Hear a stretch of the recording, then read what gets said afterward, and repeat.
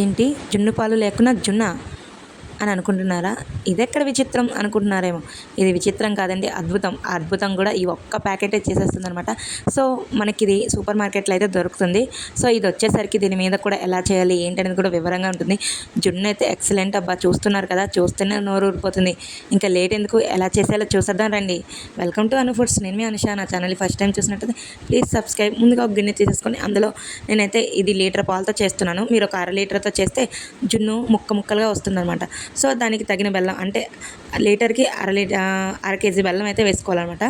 1/2 litre పాలు అయితే పావు బెల్లం వేసుకోవాలి. దానిలో కొంచెం ఇలాచీ పౌడర్ వేసేసుకొని చక్కగా బెల్లం మొత్తం కరిగించిన తర్వాత ఈ పౌడర్ని కూడా అందులో వేసుకొని ఉండలేమీ లేకుండా చక్కగా కలుపుకోవాలి. ఇలా కలిపిన తర్వాత ఇలా ఒక డబ్బాలో పెట్టి మూత పెట్టేసి కూడా ఆవిరిలో ఉడికించుకోవచ్చు. లేదు అనుకుంటే మీరు ఒక గిన్నెలో వేసేసుకొని దాని మీద కొంచెం మిరియాల పొడి అయితే జల్లుకొని మర్చిపోకండి. తర్వాత ఒక గిన్నెతో ఇలా వాటర్ పెట్టుకొని దానిలో ఇంకొక గిన్నె మనం పెట్టుకున్న పాల గిన్నె పెట్టేసుకొని దాని మీద మూత పెట్టి ఏదైనా బరువు పెట్టి ఇలా ఆవిరిలో ఉడికించేసుకుంటే చాలా చక్కగా జున్ను అయితే రెడీ అయిపోతుంది. ఇలా చాకునైతే అందులో ముంచినప్పుడు మనకి తడేయం అంటకపోతే ఇక జున్ను అయితే రెడీ అయిపోయింది. ఇలాగా మెత్తగా నోట్లో వేస్తే కరిగిపోయేలా కావాలంటే మాత్రం లీటర్ పాలు వేసి చేసుకోవాలి. లేదు మాకు కొంచెం గట్టిగా ముక్కల్లా కావాలనుకుంటే మాత్రం 1/2 లీటర్ పాలు వేసి చేసుకోండి. ఒక 20 మినిట్స్ ఆర్ 30 మినిట్స్లో అయితే ఈ జున్ను రెడీ అయిపోతుంది. టేస్ట్ అయితే అమృతంలా ఉంది, భలే ఉంది. ఈ జున్నులో ఇలాచీ పౌడర్ అయితే అస్సలు మర్చిపోకండి గైస్.